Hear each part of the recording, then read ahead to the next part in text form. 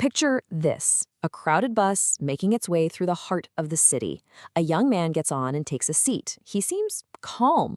He just waits. Next to him, you've got a middle-aged couple, and they're talking about refrigerators. You know, that classic debate. She wants the fancy one. He's pointing at a cheaper one in a brochure. It's just a completely normal, everyday moment. The bus pulls up to the next stop. The doors hiss open. The woman points out that her husband's choice won't even fit their kitchen. More people file in, packing the aisle. And then, with just the press of a button, the young man smiles, and he destroys everything. Himself, the couple debating appliances, 20 other people. Nails and ball bearings just rip through the bus. For him, well, everything has gone exactly according to plan. So, his parents? They're going to find out what happens soon. And even though they've lost their son, they won't feel grief. They'll feel pride. See, they believe he's just ascended to heaven, while all his victims are headed for an eternity in hell. Their neighbors are going to show up with food and money to celebrate. For his entire community, this isn't a tragedy at all. It's a double victory. Okay, so that really jarring story is exactly how Sam Harris opens his 2004 book, The End of Faith. And yeah, it's a deliberately provocative start to an argument that, trust me, only gets more challenging from there. What we're going to do now is explore the core ideas of this text using slides that are pulled directly from its most powerful, and let's be honest, controversial points. So let's just dive right in. Right at the heart of this book is a really simple but pretty radical idea. What we believe dictates how we behave. For Harris, this isn't some abstract philosophical concept. It has literal life or death consequences. He makes the case that as soon as an idea takes root in your mind, it basically becomes the operating system for everything you do, your desires, your fears, and ultimately your actions. And this is where Harris makes his most explosive claim.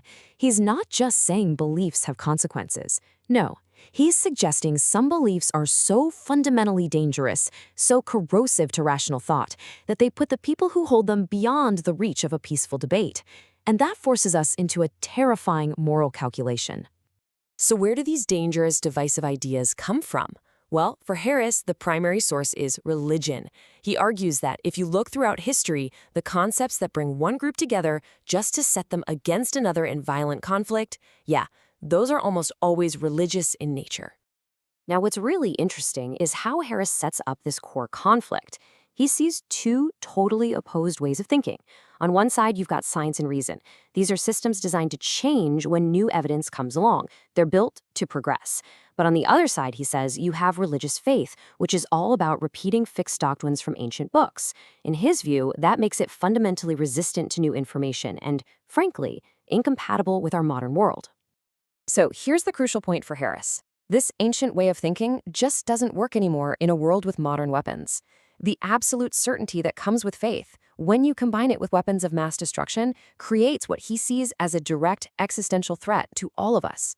Religious dogmatism, in his view, is like a bug in our mental software that could lead to a total system crash. So to build his case, Harris first turns to the history books, arguing that the track record of faith is, well, it's written in blood. He dedicates a big chunk of the book to what he calls the fruits of madness, all these atrocities committed by otherwise normal people, all in the name of God. And this quote right here, it gets right to the heart of his historical argument. The idea is that faith can act as a kind of permission slip for violence.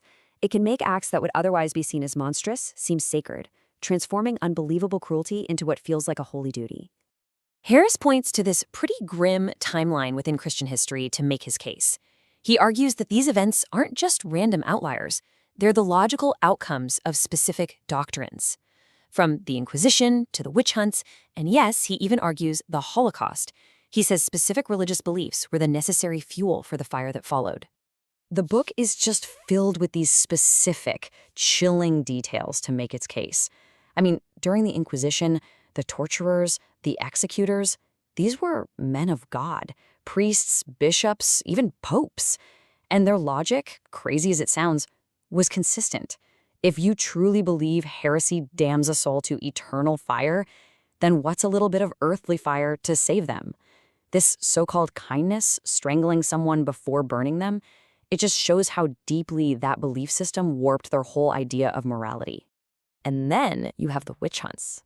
Harris really emphasizes that the crime itself was completely imaginary.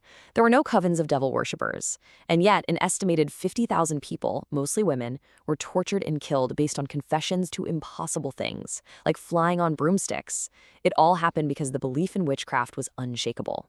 The sheer scale of violence, based on something that was a complete fiction, is just central to his argument. And then Harris makes his most charged historical claim, looking at the Holocaust.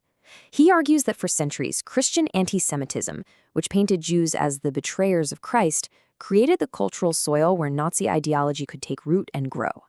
And the book points to a very specific act of complicity, the church opening up its genealogical records, which was a crucial tool that helped the Nazis efficiently identify and round up people of Jewish ancestry. Okay, so from the past, Harris pivots to right now. He argues we are still fighting these battles, but we often fail to even name them correctly. He doesn't see something like the war on terror as a clash of civilizations or a fight over oil. He sees it as something way more fundamental. And that's the key. For Harris, the conflict is ideological.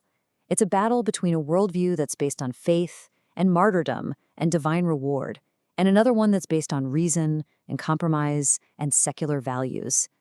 And he says that failing to see this, failing to make these crucial moral distinctions, is a profound mistake. So how do we make those moral distinctions he's talking about? Well, for Harris, it all comes down to one crucial factor: intent. What was the person trying to do? He argues that we are constantly creating this false moral equivalence because we ignore the huge differences in intent between different groups on the world stage. And right here is the core distinction Harris makes. In one column, you have terrorism, the intentional murder of innocent people to create fear and get what you want.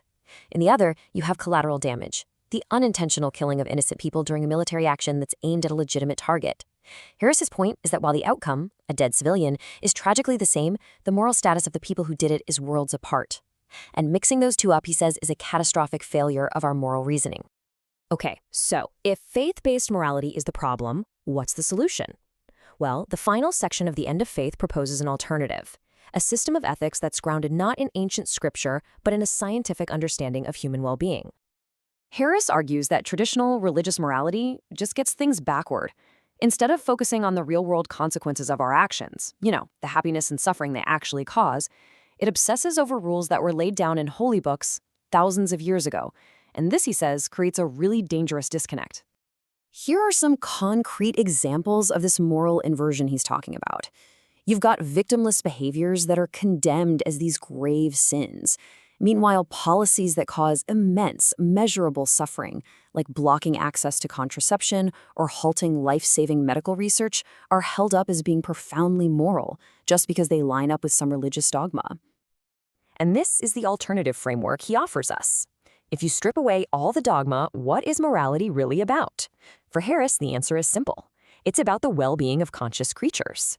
Good actions are the ones that promote happiness and reduce suffering. Bad actions are the ones that do the opposite. He argues these are questions with real answers that we can actually figure out using reason and science. And so this explainer on The End of Faith ends right where the book does, with this stark and, frankly, urgent question. Harris argues that our very survival depends on our ability to outgrow these ancient myths and build a global society based on reason. Whether or not that's even possible, well, that's the challenge he leaves for the reader, and for all of us.